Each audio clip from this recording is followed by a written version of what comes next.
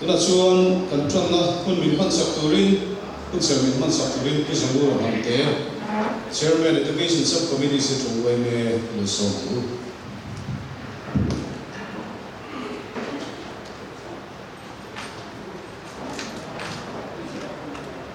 Patian tu ilo ngai thang ko phim te bung so chang ni le changa ko dong ga chuan na the na athen chui na mi tai ma ko ro chuan hal sak na athen chui bu seng la ya u se khol chu pa pa pin ani a seng hun la ya u ni ro chu pa wa ko na athen chui tu ani lal ba ko ga se ta ka vai ta na ni se Patian vai olal pa ka patian tu ka mi vai tu Winnie Hian Central when me take a shoe in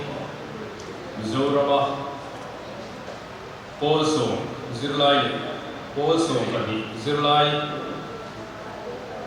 Mizofa Top Tail Atingte Lom Nale Zoi Moina Hun Nong Turin Hun Kanan Buat Sai Ania E Hun Dom Tap Mai Mang thei tura kan zawai ni wal lo wang hian I hena kan lo ma masai lo tu kan fitse ani kan program zong song lal pai ku kan dana engkim nangwa du da na tuang ta kal kui ni thi tu ni chat kui na kan ni na lal pa voi ni a hian ka zirlai ni hi zoram ba fa zoram tan a ku te tang tai ta nangma ro na Imisonari na rokul taka hen swap ni tu anni ziate anti dua hian into tharse anti he ani nangi nantiam na anfitate nangma mai sakata nangma fiat klat na nun nei na cham thei turin turuna hian anti dua atharin na rotopla andu ani an sirna ko hian Kay ma ito tinda pula di siya. Lumpetar se kan doa mitay ma chuan lotin chu na chu amu nge tu ani bai du ni phingin voin ni tang hian an ri ru a chu thim lung chu atharin lomin se kan doa nangma sevenga nangma nge kata nangma du dan chaba an hun man so kan turin iben hima Anduni kai suaya ihuan hunzel turin ikuta karun ha ani sungzong song sipo kai suwa kristai ng tiang min ben karun dilse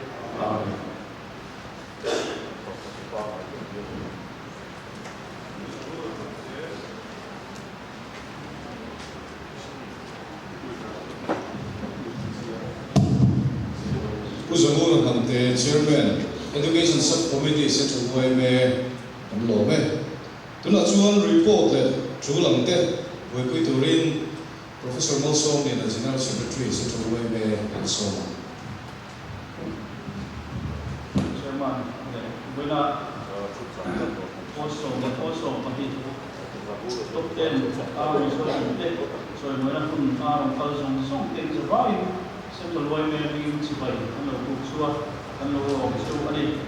buena ya central way me tun MPSC ina also pati result ati suwa top 10 na umizo zilai te so buena kun kan mangdo ani tiang pun he central way me chun ingmasa kata kan lo patui to sina kumina tak mai kana ne dora ano mong kan ti le mai kan program ha kan sem mai thia in dong lo ko kan mai thie kan chiar su kan kan dan tu bagi kan chairman ni professor kan lu ma central way me vice president ani kun serna ku jamu ran hamte CC member education subcommittee chairman ani report General Secretary Hera Train in Solo ni pahdi kan nei dona okanma hian sila road kimi first semester Mizoram Christian College Hera Train kan nai ta tin tu soi kula ma suana central way president in Hera Train kan nai ta in Solo bari alo ke suari Government Higher Secondary School also for the Zimlai, and the other into Soitu, with that who Soitu, the Pro Crystal of Kuya, Assistant Professor IIT Datinangar, and the other from Kuinahan, then we put them to be Zola, Education Subcommittee and Secretary, and the other long to Soitu, the Finance Secretary Central Wayme, and the Army. When I get that song, my point Zotlan runs Waymet and answering the reception activity Saka and Lord Danny. When I hear Lompui Nakan Puri, HSLC Miso de Patum and the up HSLC Arts are Miso de Pali, Science of War, Commerce song, but why Miso de Pasari. When I hear Lompui Nakan Lord Annie. Buena hanin bintir tayo at kami masabihin also HSLC top 10 ang long point 10 hindi kaya sa bahan ng tutan ng bayan niya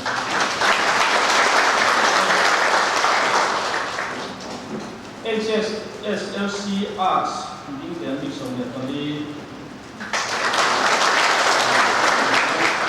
HSLC Science hindi ko Commerce, Miso de Patum. Why Miso de Pasari? In no le parte, si tu te, por un tubo ng buwan ko may hindi betya.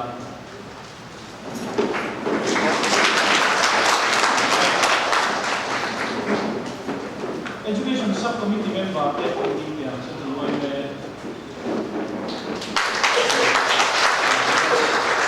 CC member, CC member. This year, they have taken the president, Pula Maswana, Sela, Vice President, Kimbele Sela, Chua, Treasurer Puro Mekama, Finance Secretary of West Assistant Secretary of apa pura pangin lente anda ni dia wan kalau tiga boleh ini also General Secretary ini Ichua when aja wadom pagi MDya Dr. David R. Lama Soma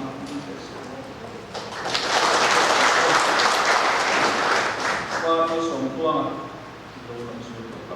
ani ini dia tu orang works and Asok Leland authorized dealer ani buena kan tu kan kita turas supply on tu dia asma lo tu kan set ani visual fuina tu soi turin Dr. Krista lo kuya and so ba commenting besera ani kai mai tom kita ka alai ni kan tu turin kan dia ala dia dia asoi tu tu kan khalisia atu kan lo si tu ra kan tu dia ani hi tu soi tu tu dia mo kan min kan asan si kan soi ama tu na hiya IIT Janti Nagara Assistant Professor ani Government Security College atonin BSc apasa BSc as a lifetime gold medalist ani book prize winner atong book ani IIT Bombay atonin MSc Physics azawa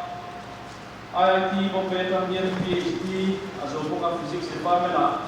PhD a subject le activity su atom rem ko mani kan tiet den ni atom rem ko mani ko mai isuan even nu ayam BHU Banaras University ate in Department of History Department of Physics University of Arkansas USA postdoctoral fellowship and ito ko in IIT Bombay ayam research associate along ito ko ani then amani misorong takani misorong commissioning kung saan nila sa operate ka yang achieve barang buat akademika along tan ko ka ang sutiang suan so na lang ni adong tawa in akademika may lo po which man ka yan kung soy turin so wal ani sutiang ni wala yan atule da ang nga ni tuti along deri kaka ingat tinale mudaman ni ko sumile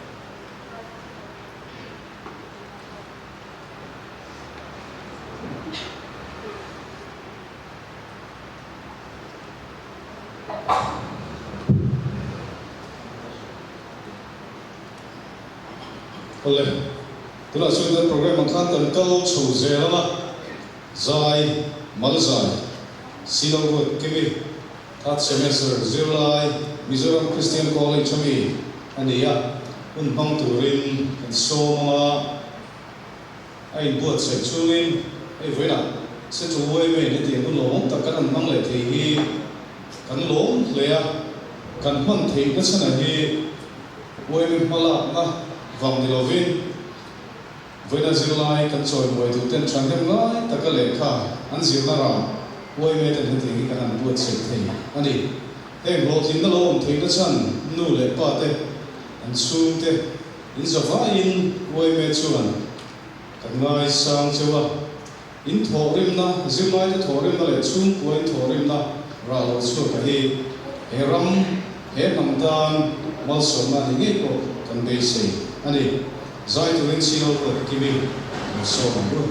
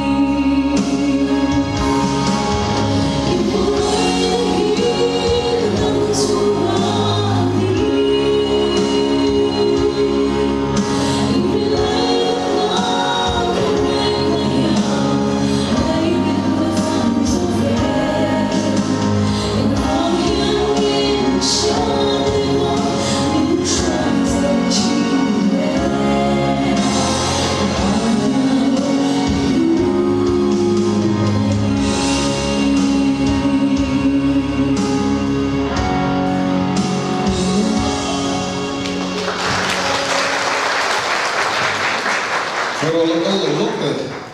our Lord kimi sai thiệp nè mày còn treasure chỉ mày chết chạp đâu à anh chỉ mày đâu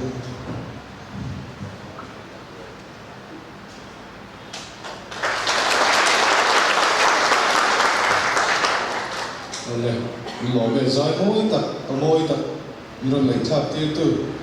siêu vượt cái gì tháp semester July Mizoram Christian College mình chụp ở lòng thứ anh xoay cái căn hall hi anh hẳn chơi phá mà local tổ lệ tụi nó căn hall chú nó một chuyện thứ là tấm lòng nó thấy nó căn ring đâu à căn hall thar căn hot sat căn hot sat đó rồi cái tiền July top ten na thing te choi moi la hun man na ta na pol kanan nong hi ai me la in ka suya e akina hun ram cha ma hei hian voina hol thar kanan man chaw hian lo thin na thazok te po min her chu pui kan be se ni kuma kha chuan kanan man lai kan ro ro sura a chuwa hena far a ro far lu da kan boy a re kop maya ma se tu na chuan hei hol thar ke chuwa tiếng Anh hôn cái này không thấy có mong cái này thứ xây tụ lên các president pulau mất sửa na anh so mà anh in thứ xây cho hiền Maria Lofia Zuali also but in July government Sultan Higher Secondary School ka somnam hai vin and zai zuidonia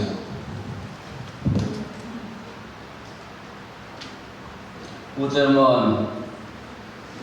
Voinia kan hun milun man puidu Dato Pistar dua puya, wena pun kan man tina na aculang angat, anai pui lawa, sumle pai milun sponsor tu pu David R. Som tuanga, Central Way mega thop pui tele wena choi moi kla, Mizo zirlai also le also ani pas tharte, le lu le pa wena lai lo kan som ke Central Way milin cibai kan bu masa jawani. Với nêu hun ang hi po som pani te ka chuan po som ma top te na in omani chuan kan lo mang to ma in lo tel to mai thea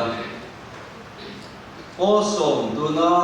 top te na thing te ka chuan he voi me hun a hian in voi khat na ani tarin voi ne hian nei ano pang lama tanga ka thir chuan ka hrelowa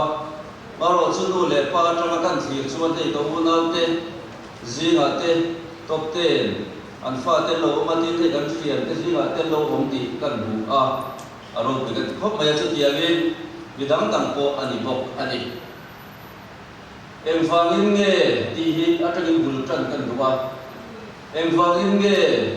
voinian ni zo zirlai pol som pani ati thazwal choi moi tla ni he voi merun he voi men bun puya hian choi moi in ni le ti hi in lo nei tu em ka felova a chan chu in nu le pa le chung bua te le nang ma di chuan in lo lom to in ka ringa hun dang ta po an lo lom pui to mai thei chu voi men bun puya hian kan lo lom pui na chan chu chu ram le nam ta na mi chen fa om le ram le nam ta na in hun in kal le zel tu ra po in man thina tur hi voi me chuan kan duwa tu tiam du sak na ne chuan voi ni lai mu la hian kan han som chu ani ram dan thili la Gowatia asama te Bihar te UP te Delhi te an NGO ten amo khotla angin zirlai ki thati an lom pui em la bang tiam hian an ko khom ve la bang Mizoram ma chuan kan zirlai nam dam te ka chu top te la lam nam dam te ka chu an tel ve lo we la hian nang ni Mizo thalai te hi chu tuna le ka thiam te hi chu nang ma ni chung ko chau ni lo an nam ang ko hian kan lom pui chu ni ti hi a chiang dei ka fe boi na hian chu chuan in nei tu na tam tak hi lua se la ka du khop mai nam tan ram tan enge ti thei in nei ang le tu na i chuan ti thei sam viau in la nei lo mai thei maro chu mi thuak fi mi thiam thei fal nei chuan in kal zelanga ram le nam tan in ti thei in nei do ti kan chiang ani sumi ko ma chuan in nei ko dei run solving thei kula I chum kwa nangma le in family ta na le kha hiam taka izil chawa na thata ki tho piala ma hian ram le nam hi thei suam che ti kan sa du che ni chumi ya chuan ke ni chuan dia ni ti ram le nam kan soi le ti zo na in nei me kan ram ni ate ma bi zo ram ni a chunga cheng ni fin de koi kan tle ma ni chumi a chuan chim ral tham lek po kan lo ni o me chumi tu dia chim ral tham lek sara su ko som ru paru raman boy tak tak pe chuan india ram so far ho tu de ka mizoram ni khin lai mo mo chu de chu tho dai phur sabe kila he lai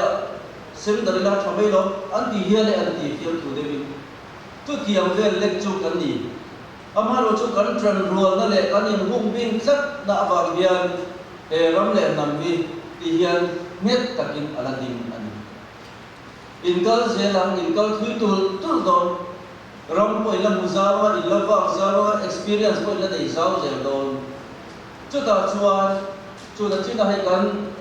resource person tu kan motivator tu krista ro lo poi ta ko tu na chuan mun na de chumi a chuan ram le nam mizo ning kha azu ti thwa em thung si ani mizo ani da kha azu za pui lo ani boinia thalai nam tak te chuan kan mizo identity te kan thei hil lek lek community tur ani a kan nam ro lu to mai na zo nu ze moi te kan thei hil lek lek community tur ani a maro chumi hiam piang te hian an mai tu thri tu với nia tiêm phá cái nia in ngày tuần rõ không để nắng ni rừng thuộc phalo in level tu na pas về thấu si thế hiền in thì anh được an toàn mấy à chưa vào cho anh mắc quay tu vì làm cái gì tiền tu vì làm cái cài quay tu thì thầy tu hiền không phải cái tin in nữa nè mình dâu mình dễ môi lệ thầu mấy cái tê lệ nắm mình gì đi lâu thầy đi xuống châu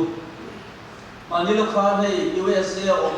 hiền trong mặt khác cái cái gì thì anh liêm thả đi cái Burma cho nó chụp thả thì anh lâu đi không chung USA cái anh bia nằm mà đi anh có lek lấy rồi anh phải lại yêu department thì anh lại anh lâu lên anh ông phơi anh sắp trong ông phơi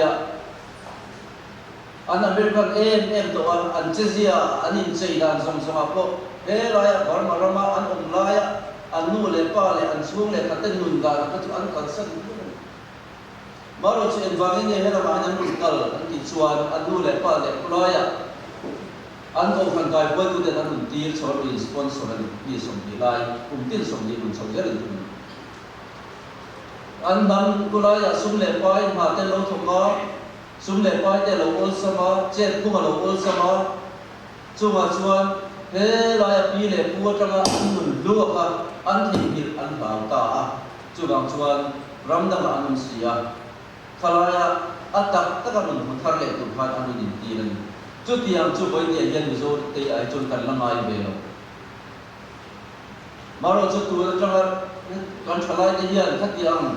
rồi nun ze boy te kan đuổi suốt ta kalau lắm bằng số các kan kala bidang ram đam đi tên nun đàn kan oa kalau bằng kan ngày sản viết chuan khát giặc khát cảnh India point kalau nak sembel thế này thì sering chungin in kal na bia na ko mizo ini nai za pui lo la mizo tak tian achang tan thế này thì đầu sering ang châu thì kan sa châu ni dot le chuan voi ne mi ti athiam filor nang ma di thalai ro nang ma di kum age group bi la athiam filor midang na an tuk lo in ni tu da chuan ram in kai foi na in rel bol na hian Sarkara chuan athu dei te chu Indian Central Service kan ti te All India Service kan ti te an ni thui chu ma chuan Mizoram ma hian putia ang nam dang All India Service kan ti IAS IPS ti te khang ho kha enge bo za ti anun chuak zela Mizo te chu IPS apo direct in IAS apo direct in kum tam tak jing thei to ani ni kum lama pas te po kan lo fil ko chu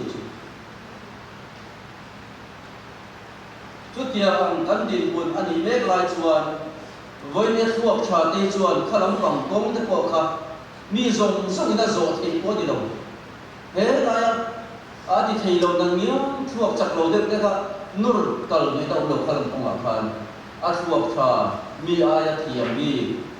rol pu te singa ko thiam fi do te chuan khalam pang kong te ka lo le tu te u chuan chuan mi dam te el an ngai ni Mizoram sunga po yan kay tuwa siya ng po. Tanggul ayan, chen puy tak kan na yan tuyo kukit chakma ten zone na makhan silaw ni.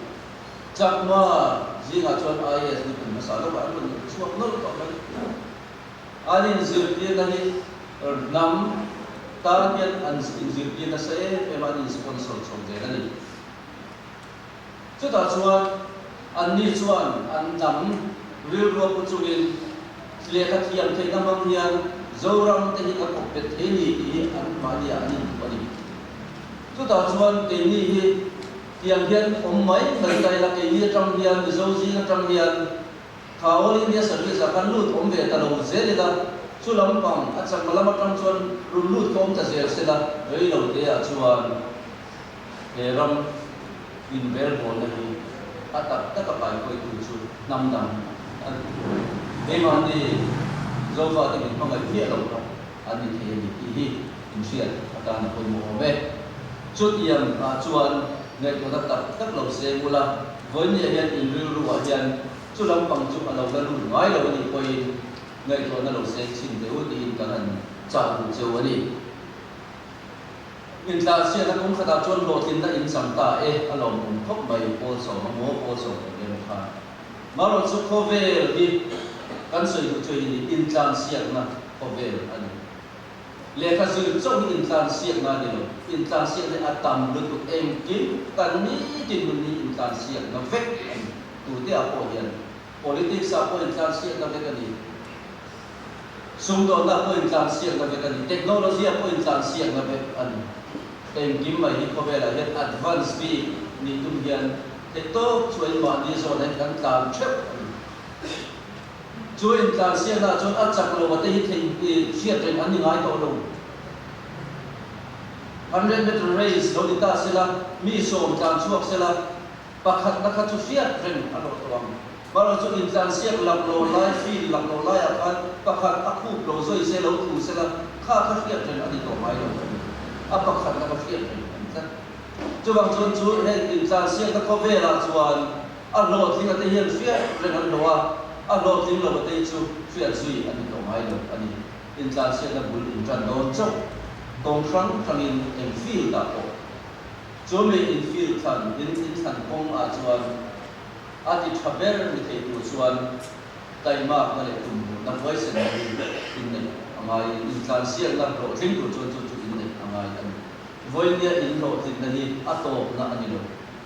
in na tlan do chok a chan ve ko ka kan lo ani cho nên là lẽ dễ là chuan anh to chua in là mà in so dễ thì tụi in quay cái chuẩn bị sắm ra cần làm chiều anh in xuyên là rèn là yên alo thì là chuan trăm biên là mình không alo thì là cái chuan là mình so anh xiêm phố thì anh xì phố thì in xuyên là có mà yên độ thì là cái yên chuan là mình xì đi chuan làm kín anh ngay rồi Harrison nắp anh soi chín đi chuan lam ting ani lo red thei kan lekha pu ka dei thalo materials ka dei thalo ba enge bo chu di khabi chu ka du ten laptop bin le sak lo ka chuan lam pakhat ma atim lo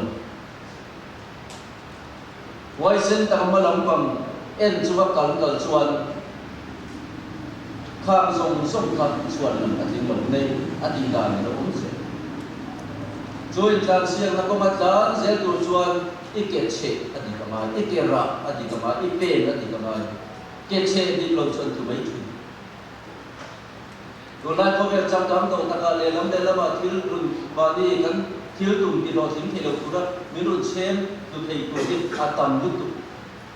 cha zom min cha ka te ben cha zom te thil dang tak kha au ma ni chu ma chuan ikera turi ulu takin lo thir zela rap dikla pen dikla chumia chuan atom hi Amazon atom hi thil enam che ki kan sa sia chumi atom isen muna chuan heram nei ham hi run thei ki hak lo la ki chung le khatte le namba ta na ki rualin heram nei kan hian amamu ren che ni hi lovin thei ki so che kalome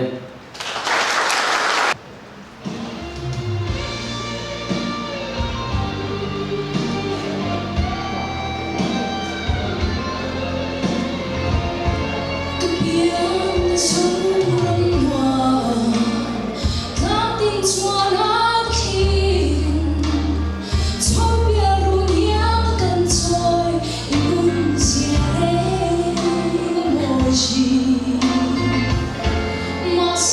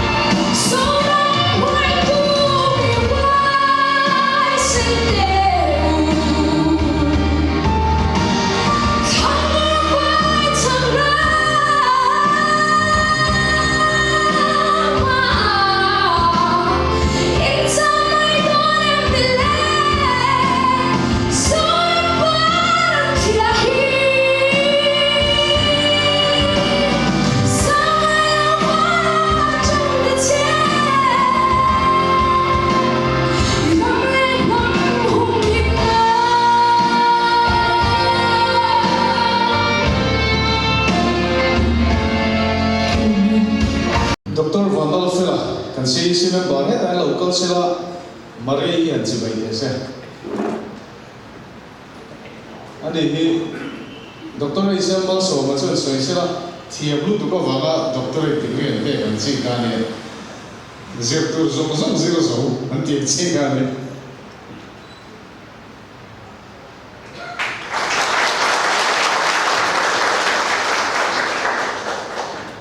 ole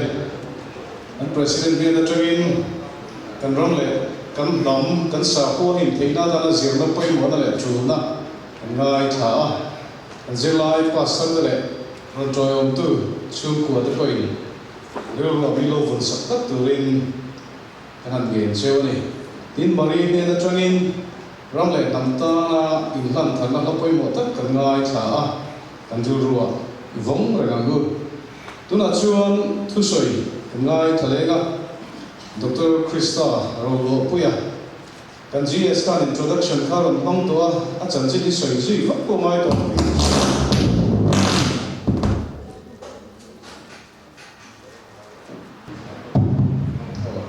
thu soi na hu lo ban main education subcommittee changin angem thil te lan kanan duwa chu kan education subcommittee ten han bu puisara thale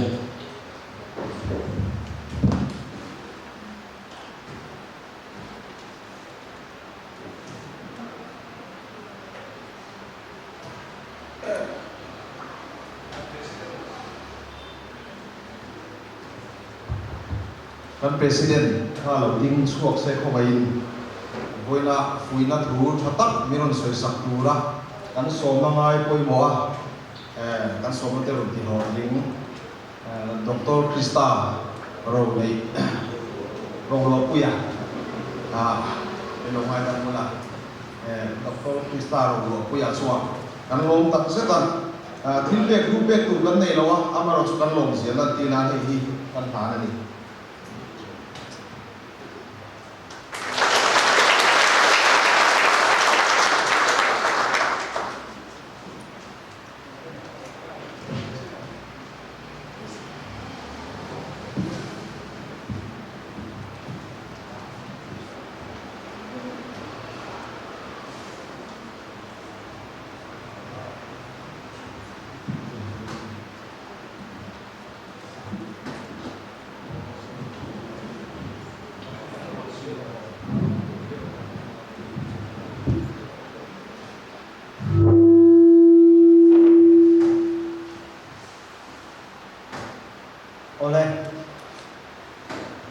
and central way me way to te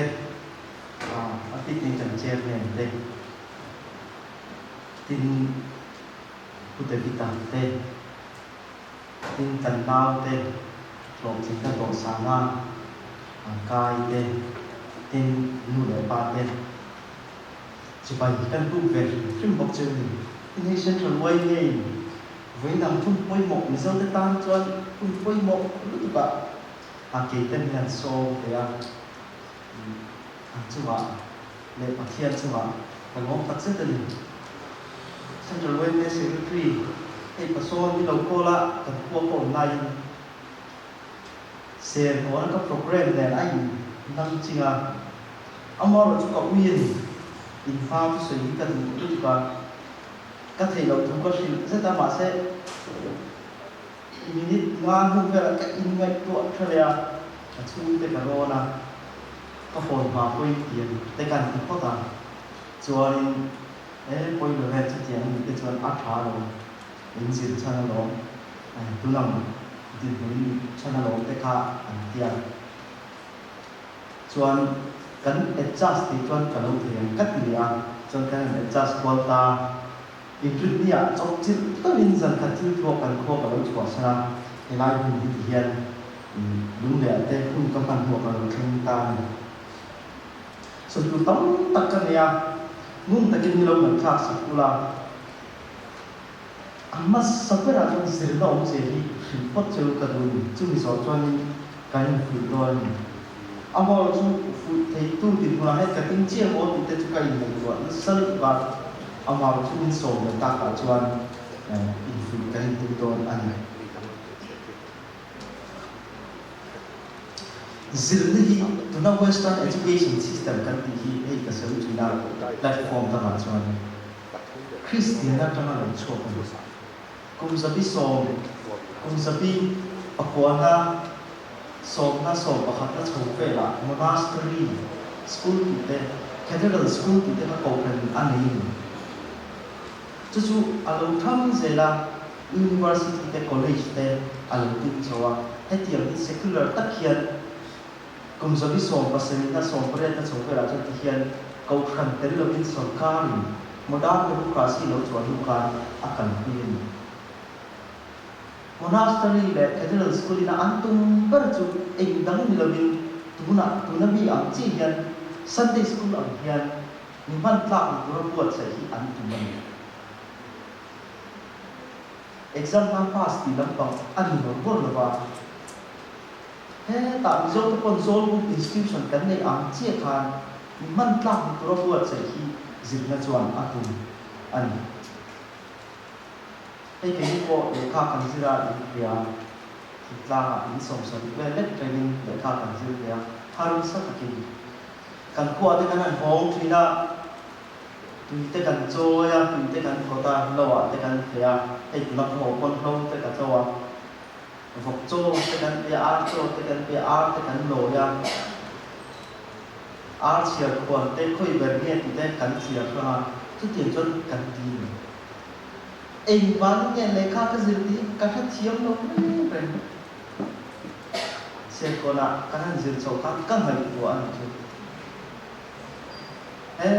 ta India ram South Tama Kingdom Vijayanagara Kingdom ti te Mughal Empire ti te tin size tama ko India ko kan mathematics ko kan zir san pada atang ka ka ta ni chu amar tu kan ngai tua chua ta chu kan khua ve kan ngai tua chua ni sikulan ni lo chu ta kan ngai tua chua ta chu sikula kal lo to kan dang lam ni ka he thiam ni chu kan khua kan Sunday school at kan sikula kal lo to kan dang lam ni ka he thiam ta Chumi ya career mo lo lang education om sia ka hriat thiam na chu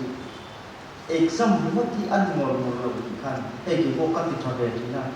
tu ni ta ti ka nai ko mo ka lo ko mai ka so ni tiam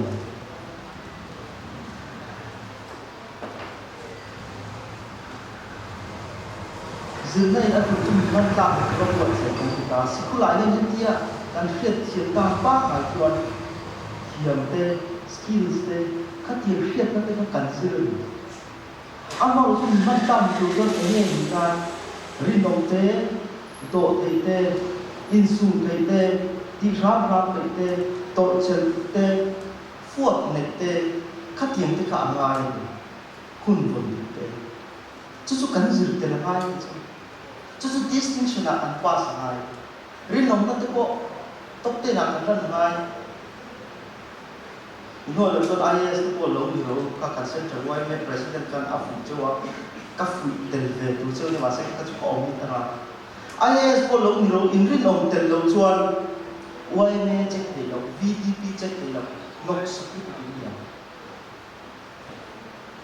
in trang kai na ai in nok sak na na so a systematic ko ang ba ko rin om ni in pass de na ai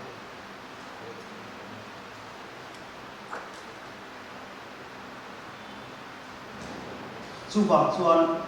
hemi western education system kan ti hemi zirna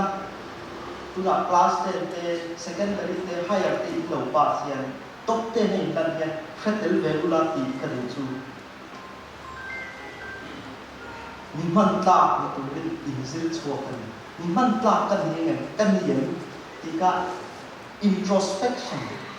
ta te da na kan en an in en ro ka do thiam kai sum thiam midang ka tho ui thiam ne kun ka bong ti ken ti ram pe ka ne ti ka lo in en ro hey ta ka pun chu kan te ro hey tu la ko top te lan ban subject thì là ta cao tu chu cắn tệ chu gì tiêu tu amo chu mất lạc lên lâu tu biết ta cao tu chu anh tệ đi lâu cho chu mình thiếm để mình chi cái con ăn buổi lần national curriculum framework thế có chia luôn ăn buổi chúng đi vào trong chúng ta cắn sợi thì áp quay bộ em hay xe còn là ôi hostel là cắn đồng lai cắn sợi đôn nhân xe còn principal Reagan kêu rồi cùng đi lên tụi lên ăn sô mà cắn buổi tên ăn sô mà cho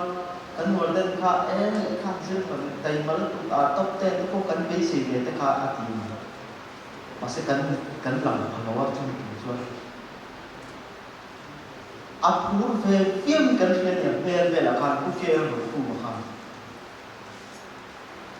chuan thu cả hàng soi ta khát tiền lắm bằng cả soi ta rèn lâu mấy thì chú in sir zong thì chú in thấy như lẽ tự phết tiệt hàng sir cho chuan apoi mo bên chú sir zê thì tôi import sẽ khi ăn tiền chú cái thì top ten hay art này nó lại khá dữ dội chia về khát tiền thinking hay biết tất cả hàng tuần son các chú sạc chất khóc mày amor chú cái này ngày tôi tuôn sinh nhật rìu gì thu gì đi apun chút cái gì tôi nói tôi có top ten đi apoi mo bây giờ dữ dễ thì tôi in buat saya tại map này in zoom thì này độ thì này anh nó tất cả chúng tốt tên thì bồi chút tiền chút in này gì anh làm chúa là cả symptoms anh manifest là chú bảo cho cần lòng vui chơi anh tốt tên ngon như thế rồi mình dâu nằm gì cả hiện mi tay mà mi in zoom thì mi độ thì khá bị in ông mình thì lần nào anh chú in khất nhiều chú vàng cho top ten apoi mo chú ai apoi mo này chú sir dễ thì tôi là import sẽ chắc na quay sẽ là cảnh sát trốn quay với president Asher Khan chắc na quay sẽ là tại bạc na in này thì apoi mo em chú mi chú cha cho soi pi cũng cái này chú tại bạc này thì hay cái này tôi có cần bị trách nhiệm IIT faculty các sinh khác cần mừng phiền anh ấy cho thầy về anh luôn sẽ có tí dù cần luôn đi ối được khổ các vị nó sạch xìa các tí nó sạch xìa cả cái đầu ngôn của tôi không có lâu rồi chứ họ của tôi ngôn của con lai phải dân thì xìa tại hoa khi ở quê ngôn tại hoa anh em vui sẽ nó cũng rất có kinh tế lên được là in ngẩn của nào hàng thiếm thì thuốc ra thì cái cặp công miệng cặp công người ta nên tôi cặp công chung rồi hết ta anh đang pro tập na sẽ lên anh background anh history chui là anh người có bị do anh lâu tay mà anh làm bằng cái anh thuốc phân phải anh lâu tay vào đấy một tôi tay mà mai rồi thì hiện thì tay mà mai tôi nhỉ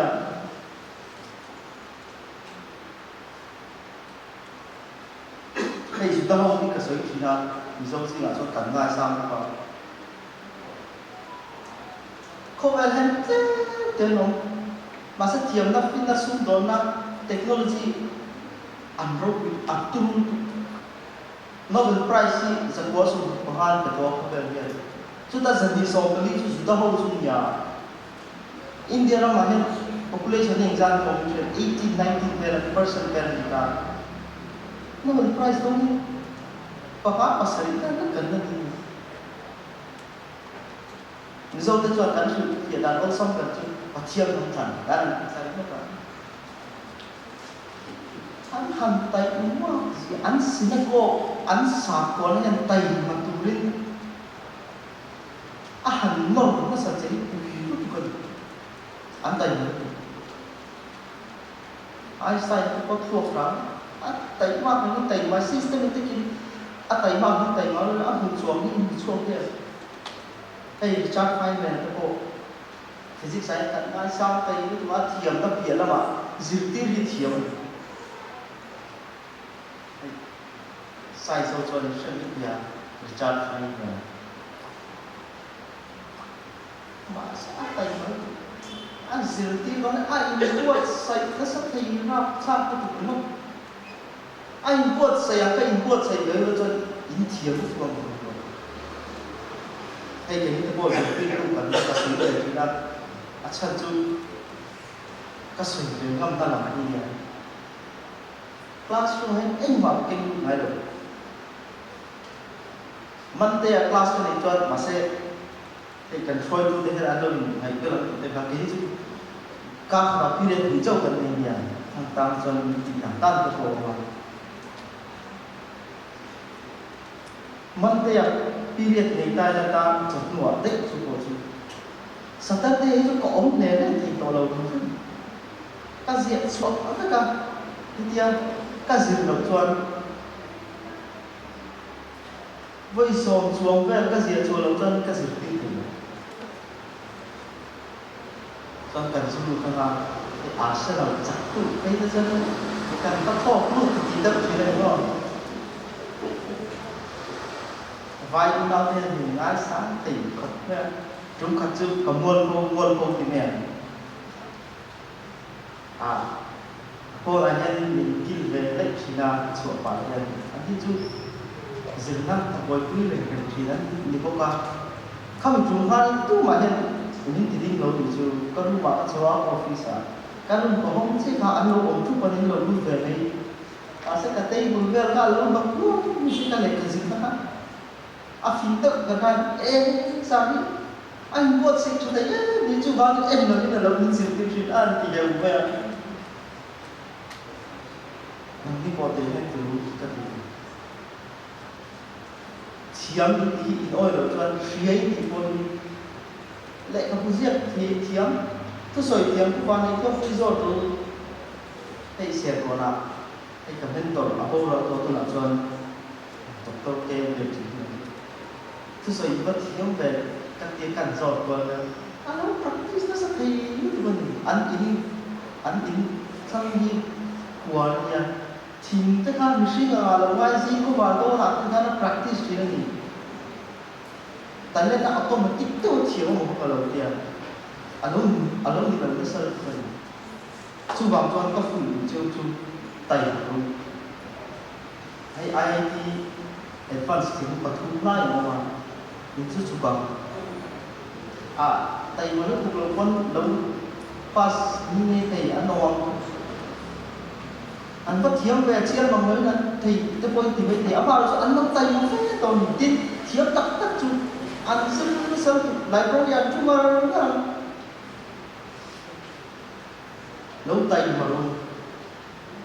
tay mạo khi coi rồi thiêm tay ốm rồi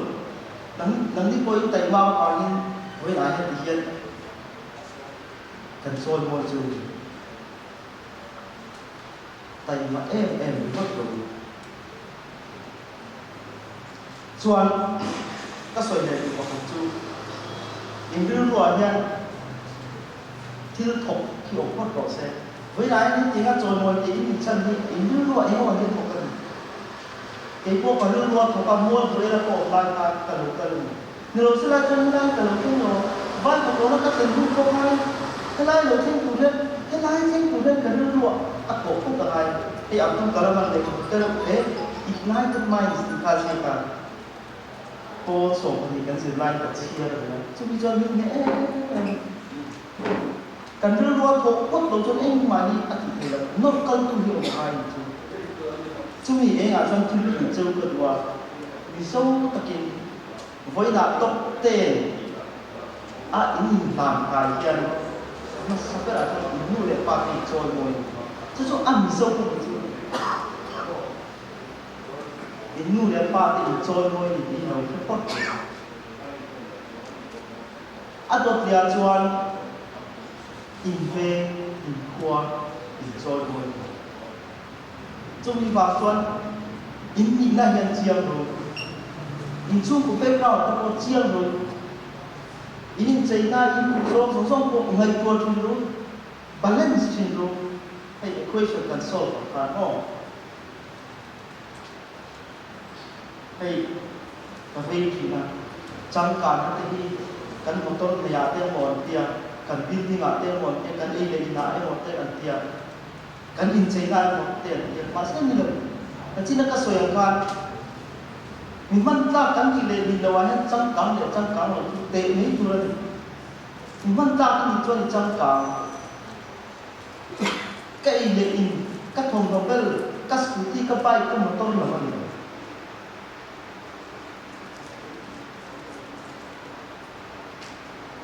chúng mình chuẩn nó tăng sẽ sẽ gì nào rồi thì chúng ta đủ sạch chen chuẩn ở đằng này chuẩn cái tiền top ten này là miso top ten là nằm tên thì ẩm hô thì cái tiền rồi sân chơi bay mình không sao nên tiền thì ẩm hô thì cái tiền thì chỉ là thằng ngay là tên mình thôi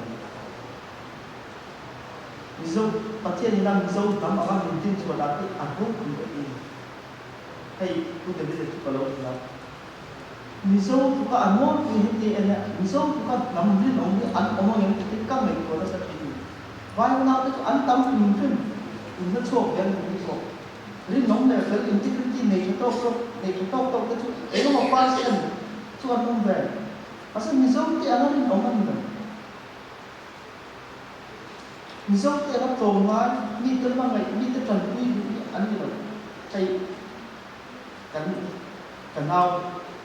phần mình cần nào phần mình thế mình ổn về mình chứ anh không lẽ bao nhiêu anh chuyển cái thiên xem với anh thứ đấy anh phụ chân thân vai nào thì bị đồng nhiều hết tiền thì khi ông rồi thì ôi là dân chủ tôi có một chút tí trong anh thiệt mà trong cánh thịt có qua và lấy các sự ắt giá chúng ta nghe thì cho phải là post là anh cái gì 근데 아저씨 안티 걔를 와. 또 혼자서 안티 도움이고 딱 걔를 오면 그 사람 맞죠. 나도 chia sẻ cái hàng to quá. Từ mà hết căn nhà các thuộc tiếng, có phi sản các tiếng, làm cọ nổi đấy. In vui tất cả tu mình. Chứ chúng mình dâu xiên. Chúng mình ấy ở trong các sợi mình chung. Thế thì in thì trả tiền. 미성 담이 저는 저 나선 인들로 셀라카도 얘기 미성 담이 너무 아이사구나 미성 담이 너무 반지구나 rồi ngồi tu la thì rốt mình tu bồ thì cái xe này hết thằng chưa mà thì ai em chụp ảnh kia mà anh bị cái bộ khăn dệt tim tu bị cái chụp khăn này rồi là chụp mà sẽ cắt ra vậy đúng là chụp Beneras University at Kolai. Kung em datang sa loob. Office akala le kasi kapit loob ito. Tataw. Kasi kita karon ko lang ito. Kahin. Kasi nakasya tawag mo kan sa ito. Tuta ni le kasi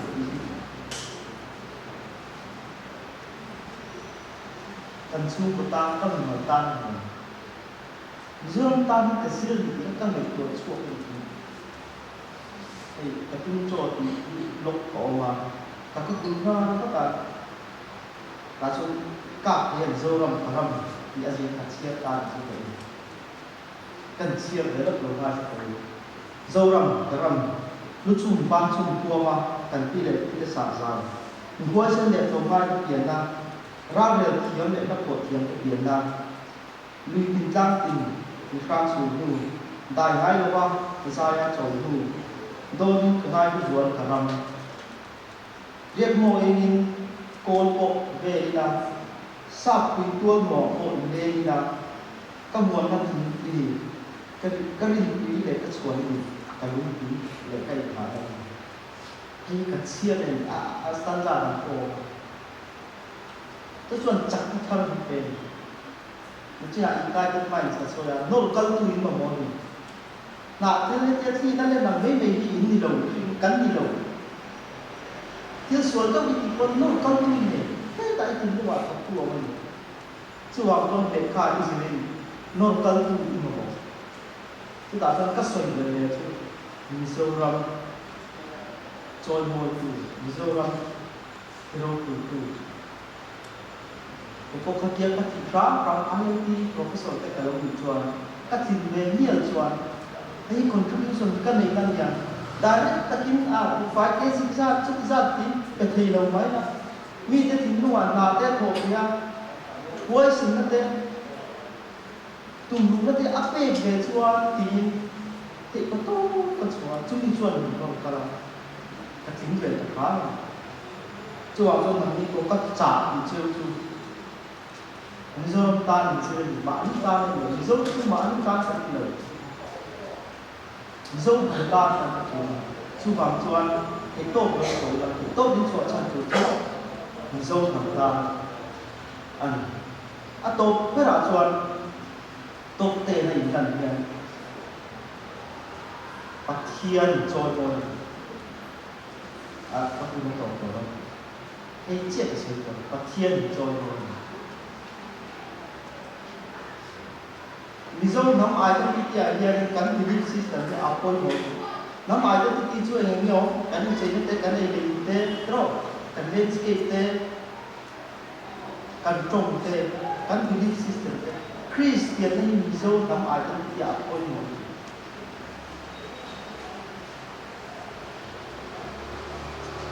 Hetia tong te na indana minang te a do tin ka sam so chan ne Pathian choi mo chu bang chuan ko Pathian choi mo lo Pathian choi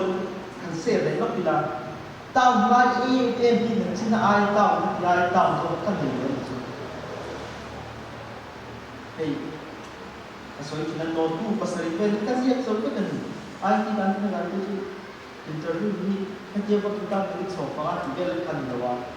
step nga pe lo ni ko ti ta ti na pa ko so la Kiam ni ahai em BSc is likely revise high not any teaching pa mai ni lo ka not tu san chi ni interview la ka not ni tu in hope is yo za tu pasari not tu ko ni sa ti lo hey la ho la ya rong tran khan ni chan ta la de ka sim ka kala ti kan ko equation the formula the concept the ti kan ka bi ni sa do cái cây mong cái mất có cầu khả năng cái bộ đó cây mong thì đó coi như chỉ có khả già nhân khi xem rất tất các cái cây cái bộ thầy dâu ông cũng cần để dỗ dừng lại lý dân cũng cần để à sao cho cây in living room mà hay quay pro đó để tham gia gì không thì chuyện của cái thứ này đúng còn chú gì ta cần để ta hiểu cả những cái mà march cả những chỉ để thu hút cả bom tên nó có cả trên cái là những quan các ta luôn gần sẽ là cái bộ phận của chúng nhà đi luôn cái bộ đi ăn hồng cái sự kiện cái thứ ta những cái sản có cần xuống có những cái sầu nhá Indiana University chọn được cái gì nhỉ Physics department again faculty kan oma ingat ini mo ini ko anu ni na tin ka na ngai ingat ini dulu hal kita siang dia kai la ko ko ha ha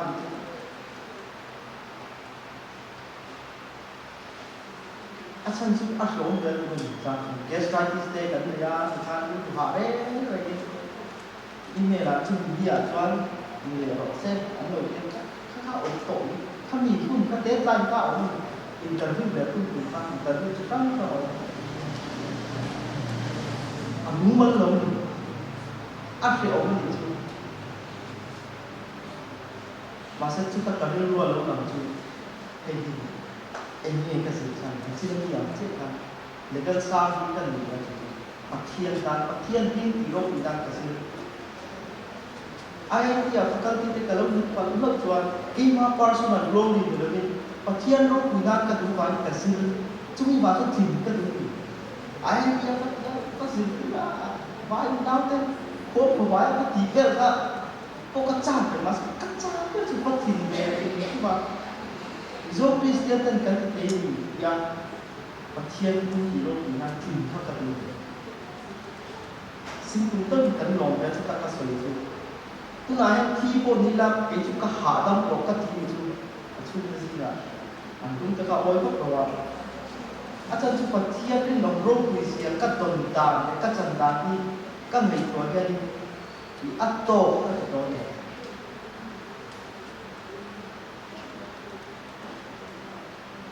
chu wang chuan man ni ko ring tu in ya Christian kan ni zo kan ya ni zo nam ti tak kan ni chuan pathian hu tero ni tu den pathian chon mon ni le kha kan se ni zo nam ni alo ro ni ti na chuan pathian ni poi mo kan pathian ta pathian ni poi mo pathian ta kan ti man len si hay mi len si chak ber se ko or len si ni last time on the come lens ka powerful per se chu chuan no culture se la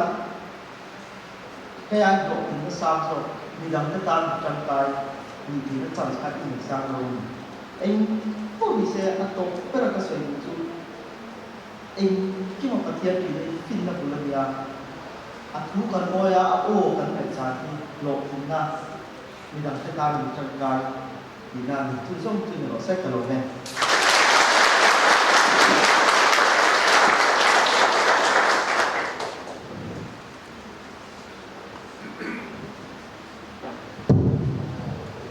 Hello, let me Dr. Krista Olo Puya.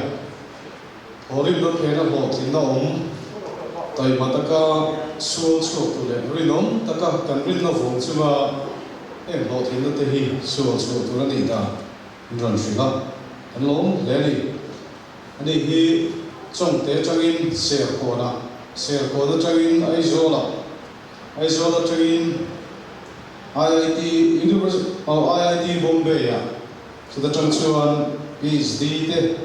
MSc Physics kan ti te sel suakin postdoctoral degree hi kan GS na Sri Lankan University of Arkansas USA training Azoa research gate ti hi doma Google hadis ti ula Dr. Krista Olo Puya ti ula publication na lam tu na bi exam nge ana tho kala site to index index exam le I10 index exam le ideka in buat bayang kalau China for the trangin publication po ada cha chobiyo boy alo hom result na machoy boy ni tula chon lom pui na hlan na hun kan nang do na HSSLC science bi ka han la na support ila kanin put sai da ni ko shelowa chumi kanin hlan zo chuan voina kan program kan ban theina ta na min sponsor tu o David Arnold som tu la engam mo tu som te sei turin and so zui do nia an education subcommittee te HSSLC science top te da lam te lom pui na da hun turin lo som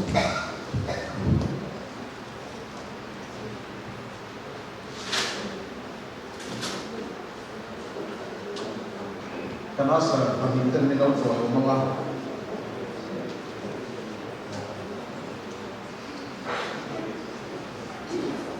HSSLC science ahian ni Papua chon man ni ya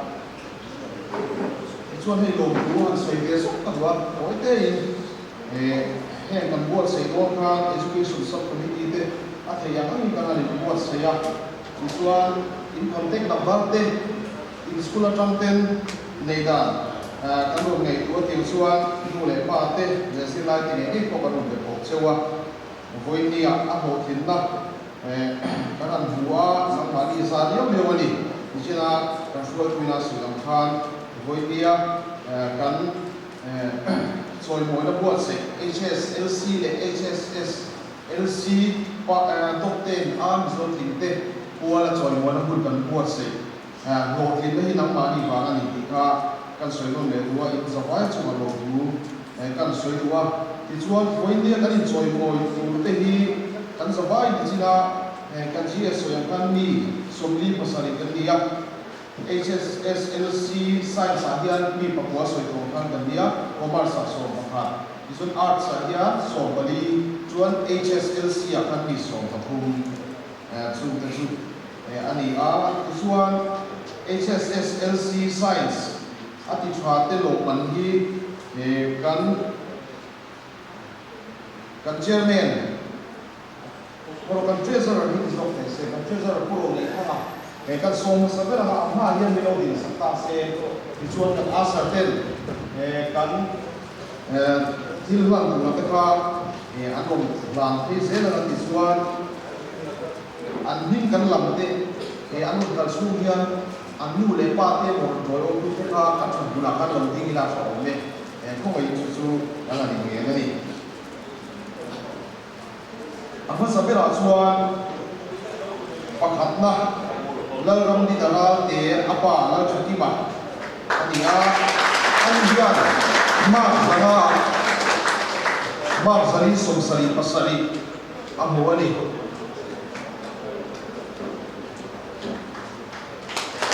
ani ko to ma HSLC a to por lo ni to ka ani mo ke alo mo me sahi min lo lak sak zel tu kan ga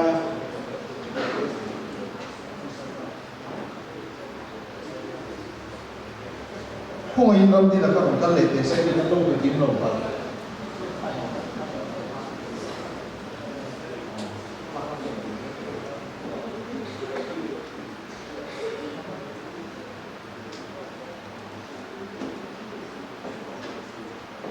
o kan long pui na min han sak pu ya ni kan chairman chu kan song lo ne ba usual kan central way me OB tele wala kan main sponsor ku de pitate tin kan fui tu Dr. Krista lo ku ya tha kan ring box se so ne usual u lo ne tha hian in science fit chuan lan sel ta se padina lorem ro tara te apa ram din sa ara te ani hian ma zani so ni le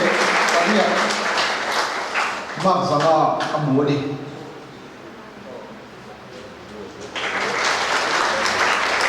koi safai cheng san thum le long pui na thusia kan han se la ni isuan paphumna ni lawin palina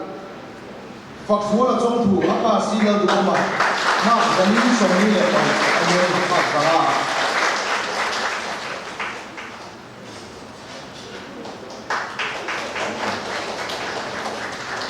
an su te kha lo ding se ri la kan kal rem sa ni chuan pangana lorin omi apa a lorin buata ma zali so ni le pati amoni en ko sai ka ko ni ho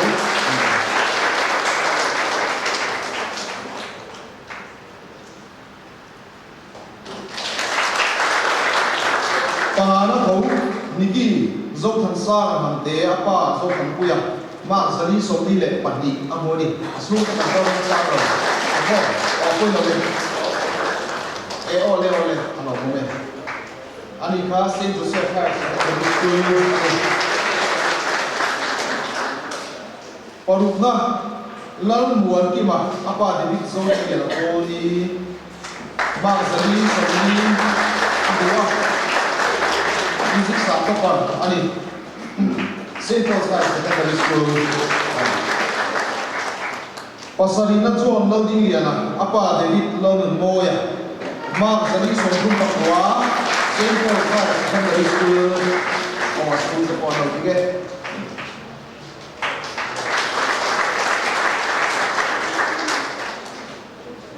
Papua na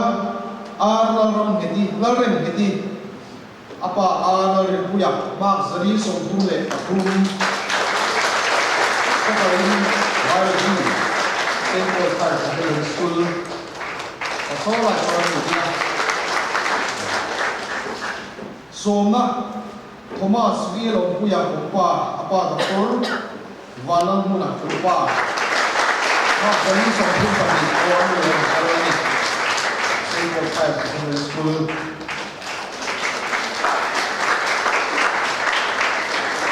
Top 10 na kan han joy mo chi oporo nei ka kan lo me top 10 na kan join moi chin hi fan pass soi ngai lo khanin an subject zong so a hen le tam an ni ti kha lo sia ina a thome tuna chuan kan president ni som le khop ne dia ko oi lo ding som le se ko lo chuana central welfare president HSLC also a zo top 10 a thim te lo man kan in han ya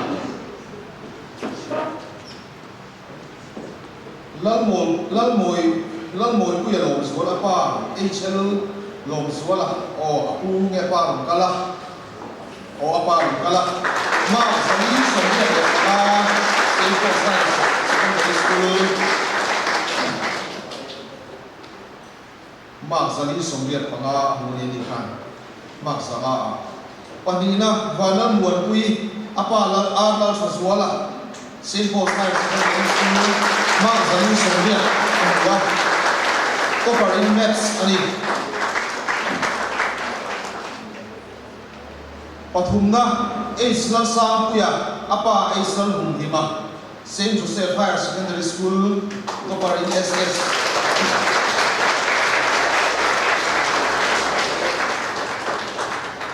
o apa mahuma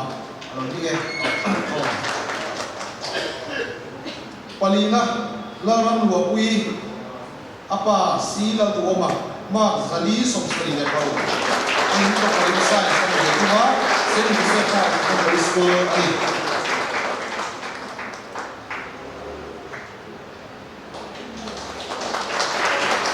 pangana banan en koli apa sil tan sa ma sala a zali som sali panga in to pari science Saint Joseph Higher Secondary School ani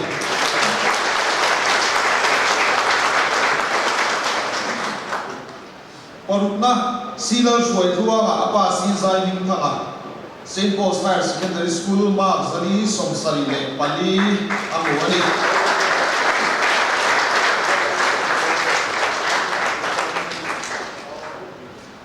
Pasarina Zaunuan sa apa offensive zone moya Goodwin English Academy Serchi ma zanga zali som sali le pali ani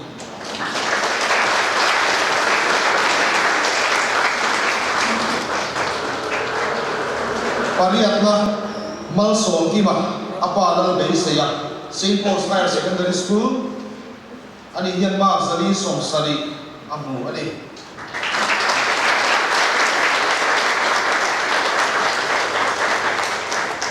Pakuana Vala Suai apa Islam Yasa Mount Carmel School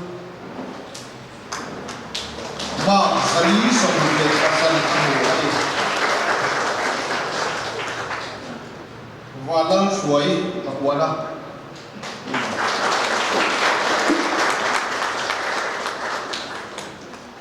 Pakuana vek Pakuana hi pahian oma lalom sangi apa lal sang liana Saint Joseph Higher Secondary School ani hi to parin science ho dia zali somle pasali ma sama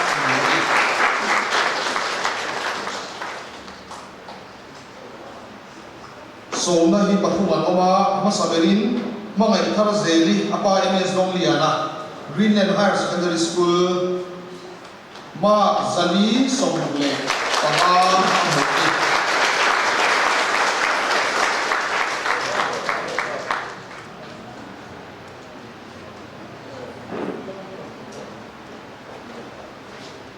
mangai thar zeli ani ka Somna vek Priscilla lal moi kimi apa Isaac Waller Shoya Saint James School ani hi Delhi al chutawa chungte o apa arun kale ani hian ma zali somle panga ani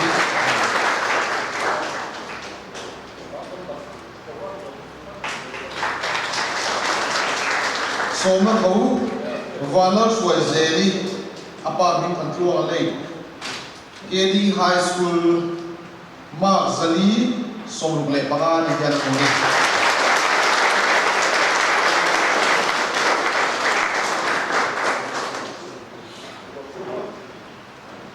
kan asarte lawin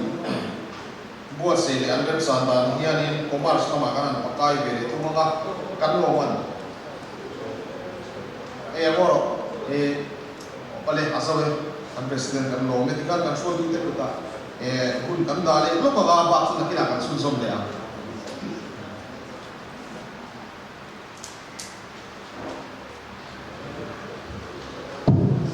ole tuna chuan thu soi kan ngai thlenga pai ma tha kan te te rei pe te kha lai voi chu rei de to kan program hi mar chu min thiam sang turin ngen chewani u de vek alo som thuanga sei turin mo som u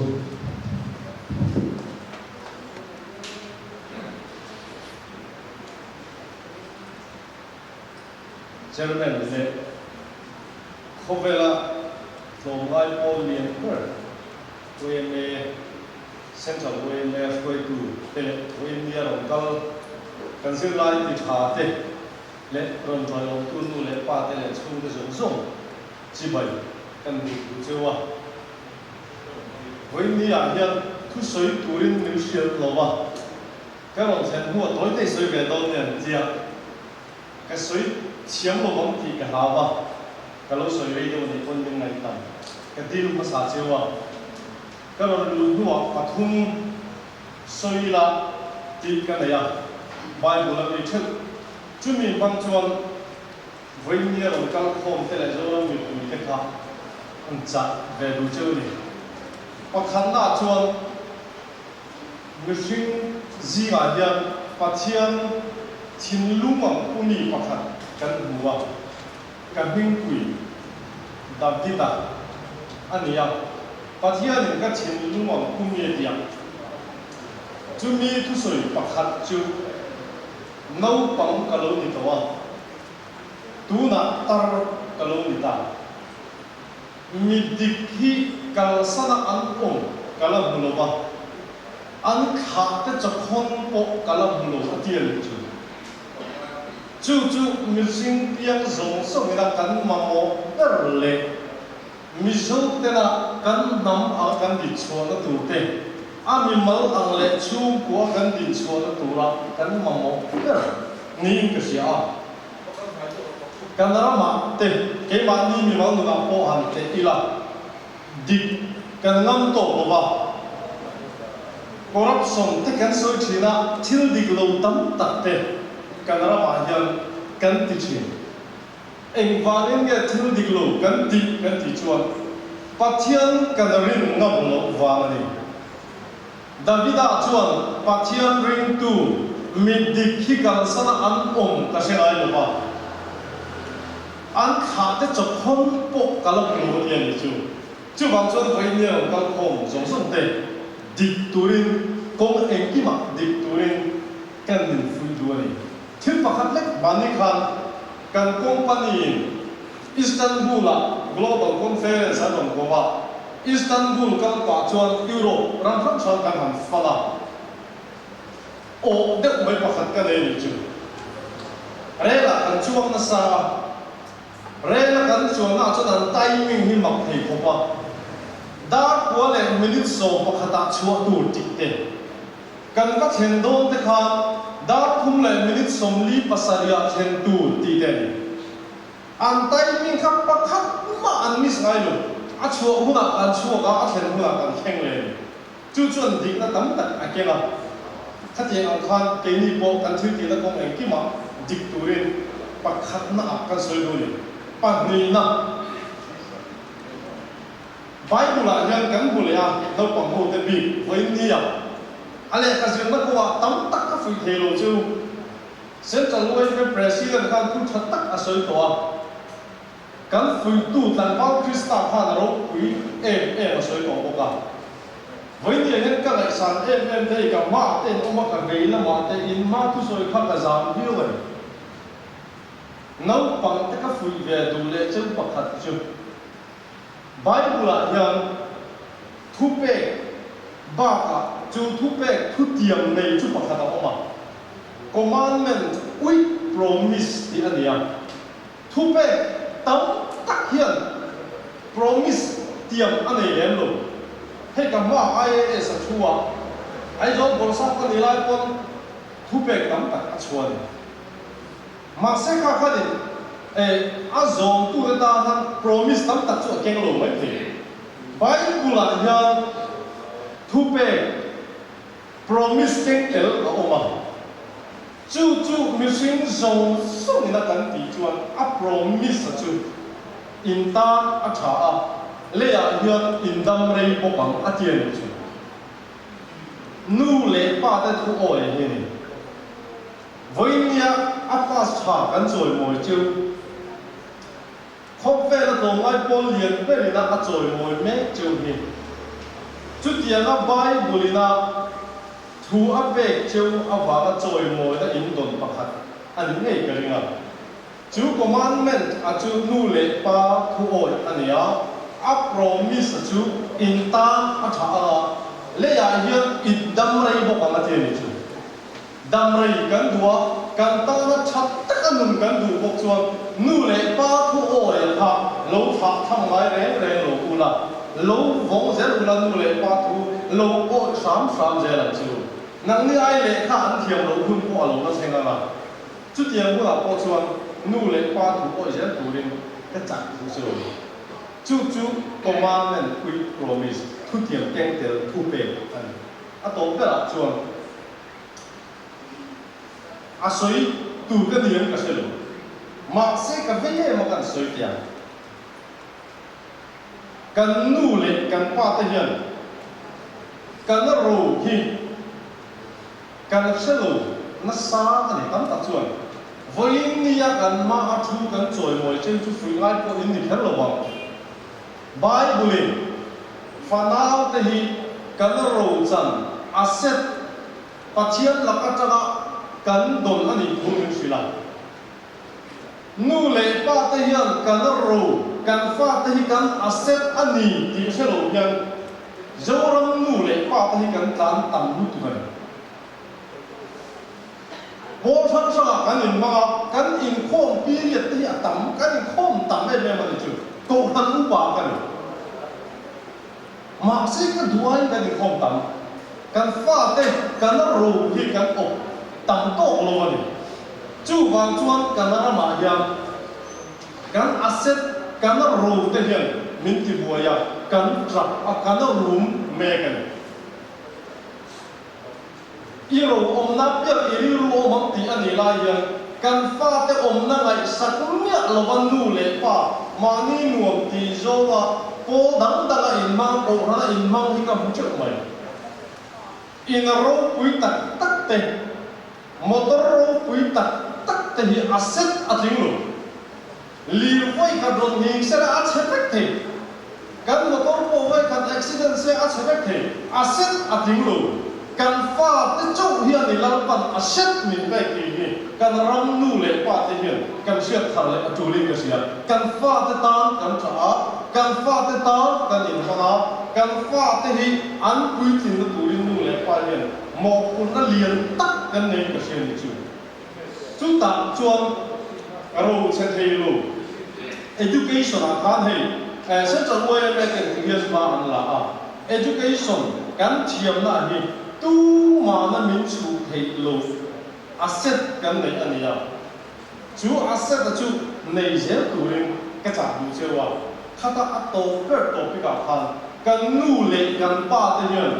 kan fa te hi ngai san tur dik kan ngai san ti ra bai thau sari ngot hi ngai san ti lo tu la ni bai dring tek de waron khal te hi ngai san ti lo agai kan ra ma yan ngai san tur dik nu le pa te kan fa te kan fil lo wang sual na tama diglo taka hausa so ma pakhat pengam lo ko hi kan nei chu to an ti chu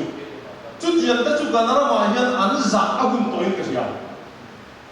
voi ni ya ka soi na tu forum ni ka sia pathian ni na min pe ba kan ru kan nei thel ka ta kai chu rui ho to te po an ho man ti a za tha ni ni tian ta chu ngai ne nam turin voi ni ya ron tang khom kan sun lai le ka thiam tak tak te le nu le pa te le kan za vai me ya pathian mingin kan so le chu pathian ni singa min pu tak ani chu tianga kan rong luber kan asset te kan zil tir chuan hera ma hian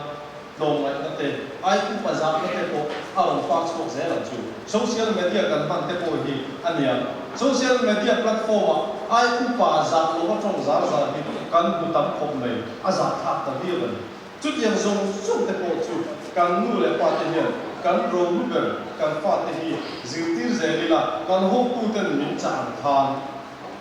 Atiam huin kan lung pangila lalli suwa Krista ina minshil hele ta athim lu ang pumi Davida ina minshil kha midik chu khobela yan kalsana apom kalam mai lo ba atha ka chu khon po kalam bu bok lo ba ni atiam kha lalli suwa ring ngama dik na a chang lian chau zel turin huin nia lo kal song song te kan song de du ni kalom de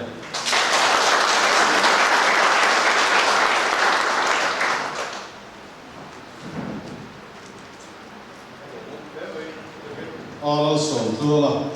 lỗ bê David Arnold sòng thua là hai cái bộ thiên bê hắn tua kan secretary UPP nó lồng dúa là so mga thiên bê các hắn tua lồng pui na kan lam đầu hậu tết kha kan chun zong ha đi sẽ là trả này Combined Education Subcommittee kan chairman Uzamura Hamate, now things work same mason.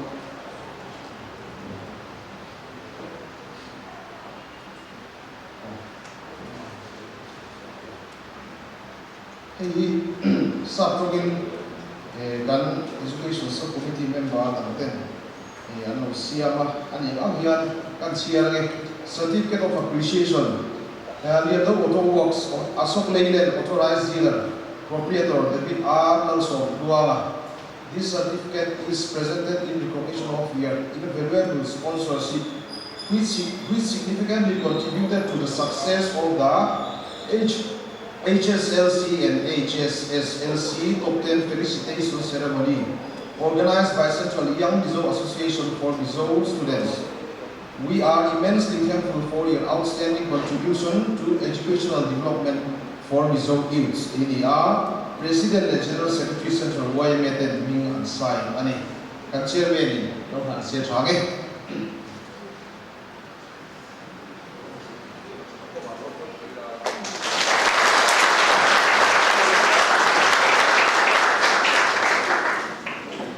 Otuna chuan Central YMT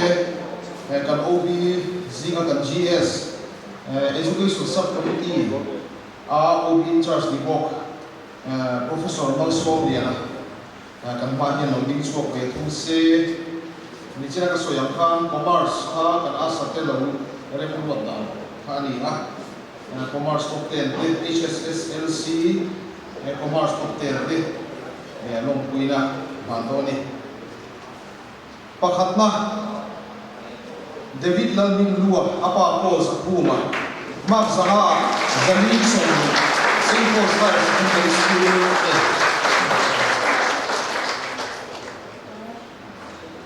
Pahina hi David Pahina hi Amram Lai ni dicha ania asunte amrul kalran sang ani hi Bangalore lama lo su tua Mark Zaha Zali Somali kali amwa Simple Fire Secondary School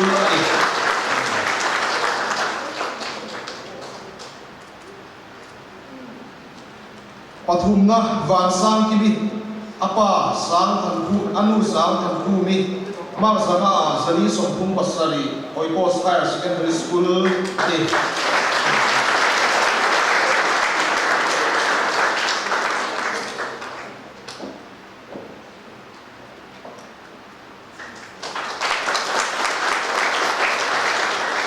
Palina Andrew Larin Oma apa Rodin Thara Saint Joseph Higher Secondary School Mark Zali Sompum ani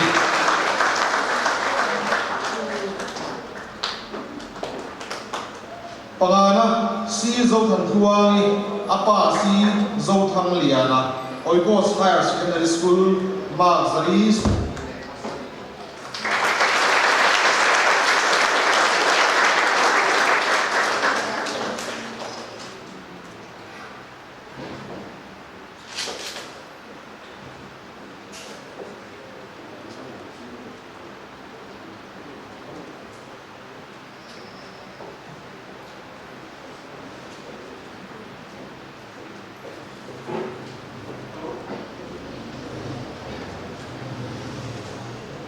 Warna Lalsan dama apa HC Kamkima Oiko Kai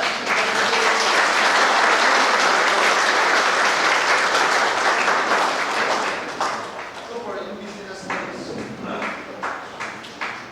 Wasarina Lalu Buya Anu Buan Lalu Bumi Ma Sari Sumule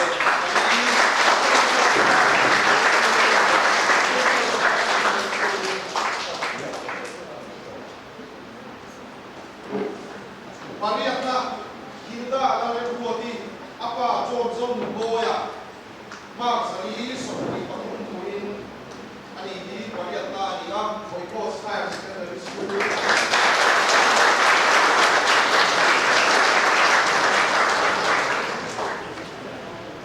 Wabuana Lalu Pela apa Lai Pasama Oiko Higher Secondary School Mark Sari Sori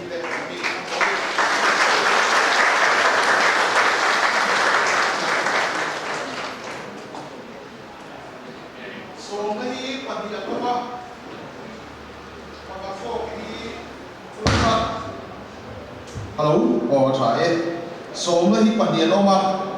Pakhatsok hi surachan pur lama halo ho chau kawa. Asung terem sa turang lai la. Vungmal so apa HC lam. Ma Zali Somdi. Oikos Higher Secondary School ani.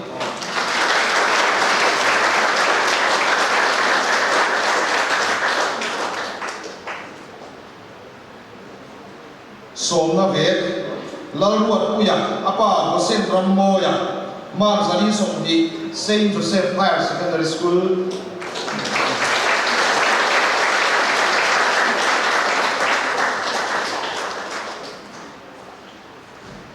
kan lo me kan GS tuna chuan kan finance secretary ku MS ra te khong ai lo ding suak ve thu se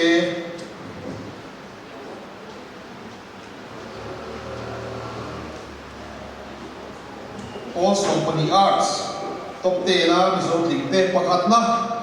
Linden lalren huat puya apa sila rin dika oiko higher secondary school o apa lo dika ma Zali Somsari pakhat amuli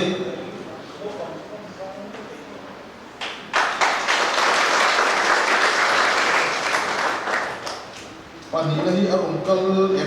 aselawa vùng nem kim khu tông ke gin suan ma Mount Carmel School Mark Zali Somdi Karia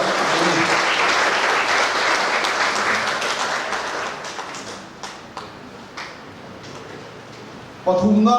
Rodi la Roduang apa ro chandua Mount Carmel School ve Mark Zali Somali Karia Moni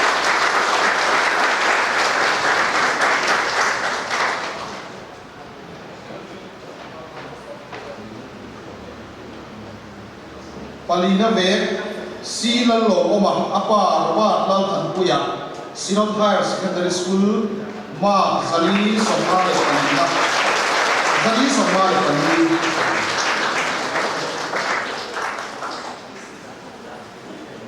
o Palina ve Vanal Kobi ki Sinot Higher Secondary School thawa tangin ani hian ma Zali Somali Palina thau amoni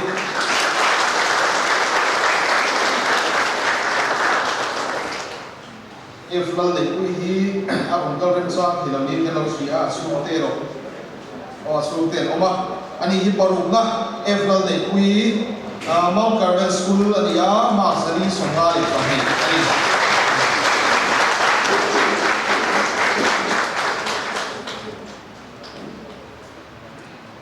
parugna ve laluat kimi khiang te apala than puya Mount Carmel School Mark Zali Songa le Pandi Amori Sopi Sati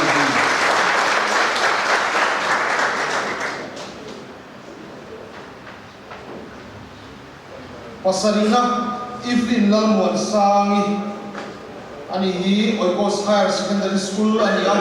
Mark Zali Somli le Pariat Amori Takin khan kan lo la sen nakina arem chan ra dam ten kan nei kon le donia pasarina vek air serval som dong kimi apa la ro wiya Springfield Higher Secondary School ani hian Mark Zali Somli le Pariat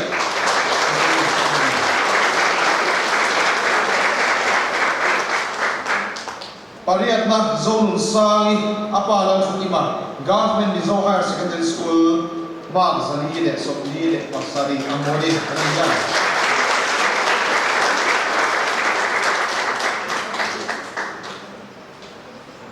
tuna chuan Papuana hi pathum anoma lalmuan hui pachuaw apa PL lal som liana Government Mizo Higher Secondary School Mark Zali Somli le Pasari Amori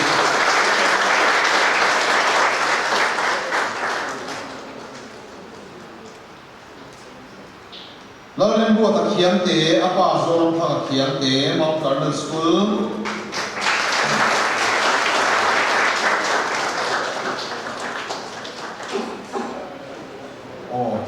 Mark Zali Somli le panga awan mua wana vek Elizabeth lau thanpui apa Reverend V Sweetheart Liana Saint Joseph Higher Secondary School Ani hilong tlayo ania angkal remsa rilong te ponia me somna ti ramdin puya apa ti zodin thara Sinot Higher Secondary School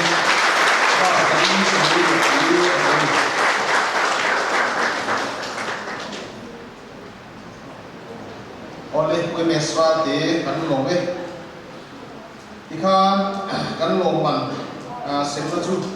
kan so kan lo man na tu zong te in kan le zel tura du sak na kan na mo chu ni BB la lo zola Secretary Education Subcommittee lo me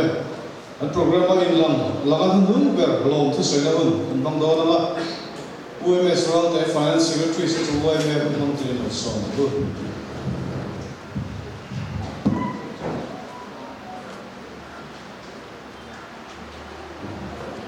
Chairman that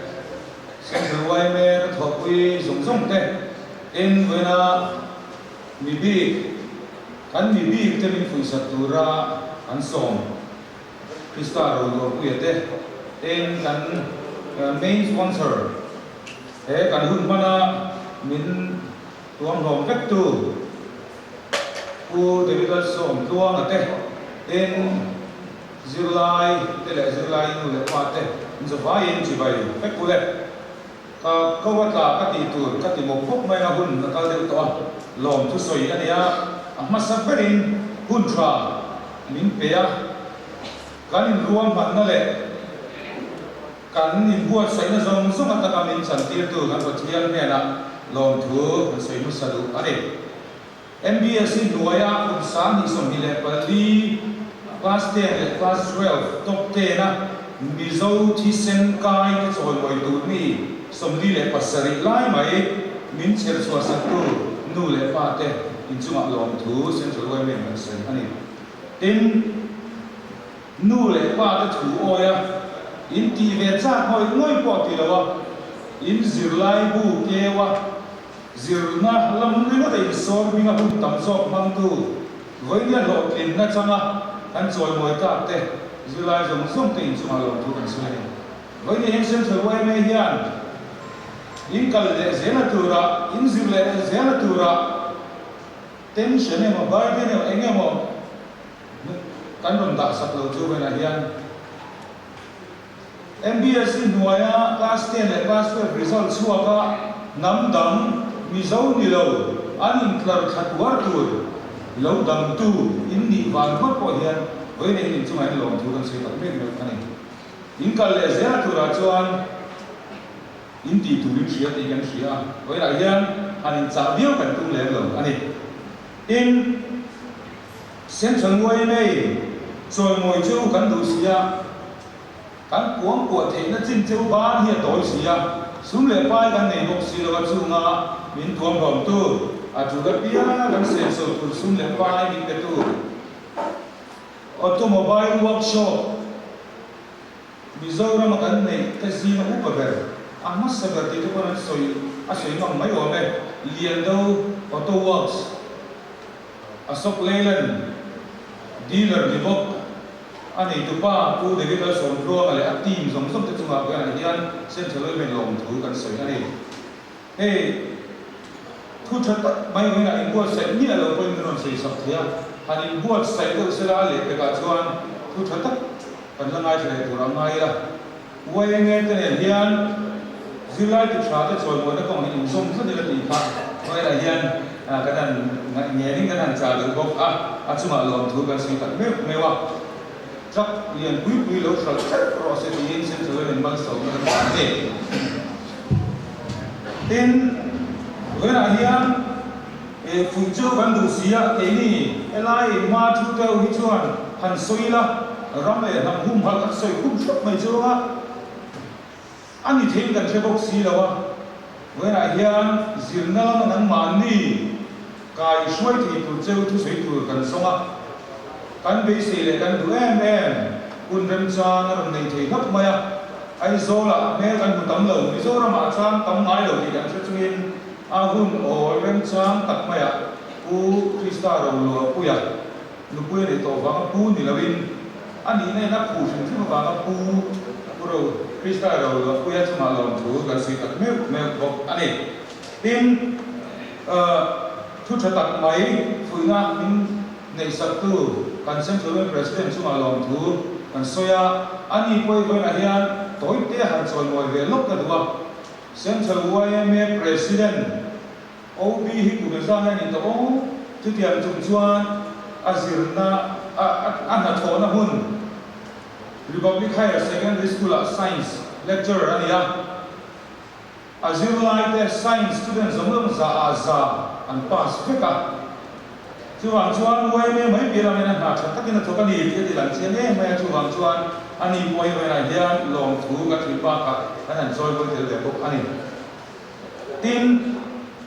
program shi ka chan go nei zon sam te chuma khan wholesale in long thu kan soi top mai na eng kim mai min buai uia hun set te le eng kim mai tu ngai an zong zong ron rela ron kai to chuak tu education subcommittee central way me chunga lom thu kan sui ni member zong zong te thorin na atakin voi ne kan san tla kan lom ka zut zut ni tin when I hear sound thaka ka kan man thina turin sound and music subcommittee central way me ten and sound system te meron control sa kai ki mai min voi pi saka an chuma khan lom thu kan soi boka tin với kan hun man hi YouTube ba te la en le thei tur te tin kan lom pui na kan la lai thala te kan sawaya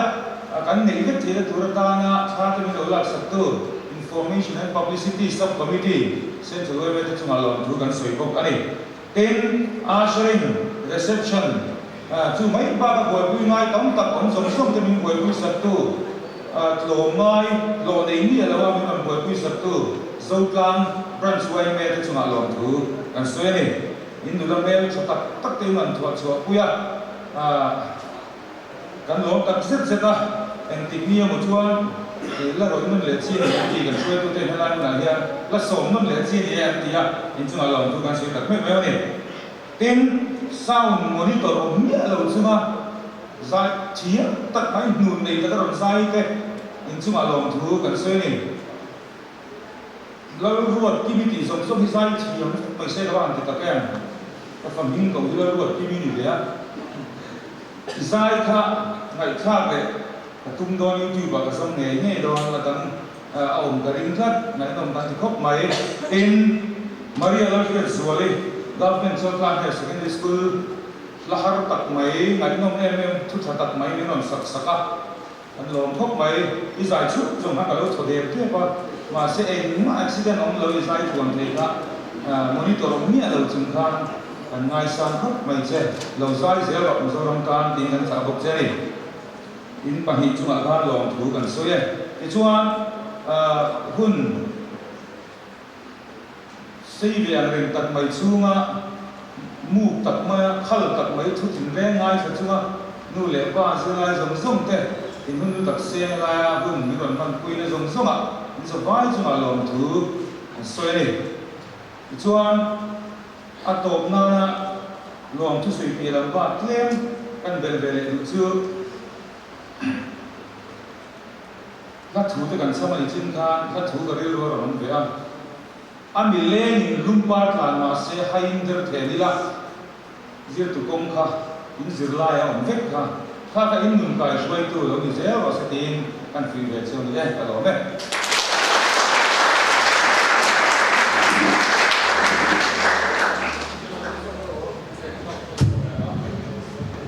Lomobe